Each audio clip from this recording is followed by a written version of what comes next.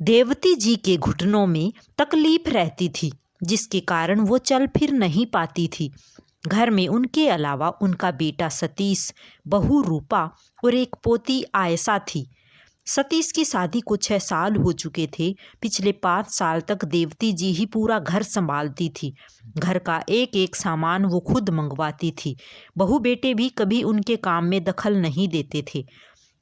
देवती जी पूरे रोब के साथ घर में रहती थी। सतीश और रूपा पर पूरा कंट्रोल रखती थी। कहाँ जाना है, आज घर में क्या बनेगा, घर में कितना राशन आएगा, साथ ही सतीश की सारी सैलरी का हिसाब भी वे अपने पास ही रखती थी।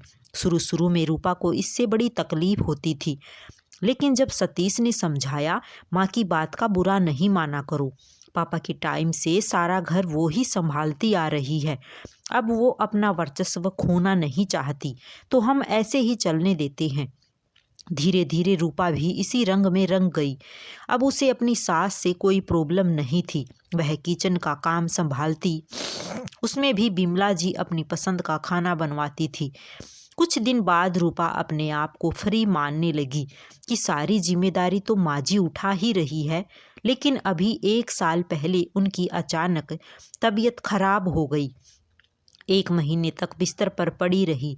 अगला महीना शुरू हुआ तो हर बार की तरह सतीश अपनी सैलरी लेकर माँ के पास गया। देवती जी ने बहू को बुलाकर कहा, अब यह तुम रखो, मुझसे अब कुछ नहीं हो पाएगा, इस घर की बागडोर तुम ही संभालो। यह सुनकर रूपा बोली, नहीं माँ जी, सब कुछ आप ही संभालेंगी। अब बैठे बैठे बस काम बताती जाइए, हम करते जाएंगे जैसे पहले करते थे। यह सुनकर सतीश को बहुत आश्चर्य हुआ कि कुछ साल पहले तो यह घर की बागडोर संभालने के लिए उससे झगड़ रही थी, अचानक इसे क्या हो गया। देवती जी बोली, लेकिन बहू, कल मुझे कुछ हो गया तब भी तो तुम ही संभालोगी। रूपा ने जवाब दिया, नहीं माँ जी, आपको कुछ नहीं होगा, आप ही संभाल रही हैं, आप ही संभालोगी। उस दिन से देवती जी का स्वभाव बदल गया। उन्हें बहू के रूप में बेटी नजर आने लगी।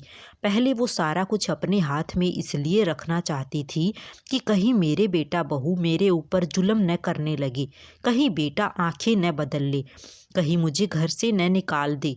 रूपा पहले की तरह ही माँ जी की पसंद की सब्जी बनाती थी, घर का सामान वो खुद लेने जाती, लेकिन आकर एक एक पैसे का हिसाब अपनी सास को देती और बाकी बचे पैसे भी उन्हें दे देती थी। एक दिन रूपा अपने पीहर गई थी। सतीश अपने ऑफिस जा चुका था। शाम को दोनों वापस आ गई। तब देवती जी ने दोनों को अपने कमरे में बुलाया। बेटा, मैंने आज वकील को बुलाकर अपनी वसीयत कर दी है। यह घर तेरे नाम कर दिया है और ये तिजोरों की चाबी, जेवर, रुपए, पैसे सब मैं बहू को देना चाहती हूँ। तभी रूपा बोली, माँ जी, इसकी क्या ज़रूरत है, आप ही संभालिए ये सब। देवती जी बोली, बेटा, मुझे तुम दोनों पर भरोसा नहीं था, जैसा कि आजकल हो रहा है। बुजुर्गों के साथ बुरा सलूक किया जा रहा है, मैं उससे डर गई थी, लेकिन अब मुझे तुम दोनों पर विश्वास है, इसलिए मैं ये सब तुम्हें सौंप देना चाहती हूँ। अगले दिन से रूपा सब कुछ संभालने लगी। देवती जी निश्चिंत होकर अपने कमरे में बैठी रहती थी, लेकिन उन्हें यह देखकर और भी आश्चर्य हुआ कि उनकी बहू आज भी उनकी पसंद का खाना उनसे पूछकर बनाती है। अगर दोनों कपड़े खरीदने जाती हैं तो पहले साड़ी अपनी सास के लिए लेती थी। रूपा को अब तक आदत पड़ चुकी थी कि वह सारा काम माँ जी से पूछ कर करे। 2 महीने बाद देवती का देहांत हो गया। घर में रोना पिटना मचा था। 13 दिन तक मेहमानों का तांता लगा रहा। 13वीं के बाद सभी धीरे धीरे विदा हो गई। सतीश अपने ऑफिस चले जाते, रूपा और उसकी बेटी दोनों घर में अकेले रह जाती। लेकिन रूपा को कुछ भी ध्यान नहीं रहता।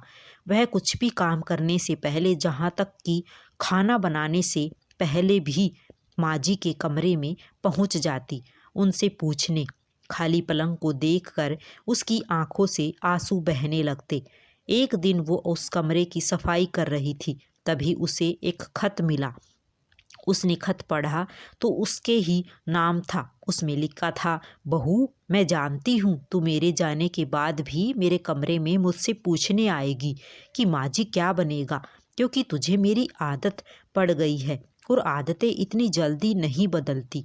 लेकिन बेटी, अब अपनी गृहस्थी संभालना सीख ले, अपने तरीके से अपनी गृहस्थी चला। हमारा समय और था, तुम्हारा समय और है। अपनी पसंद का खाना, बाहर घूमना, अपनी पसंद के कपड़े खरीदना, ये सब तुझे अकेले ही करना होगा।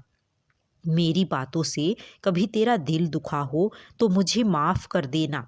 मुझे पता है जब तक मैं थी तू बेफिक्र थी, लेकिन अब तेरे सर पर छत नहीं है, तुझे ही छत बनना पड़ेगा जिसके नीचे तेरा पति और तेरी बेटी सुरक्षित रहे और बेफिक्र रहे।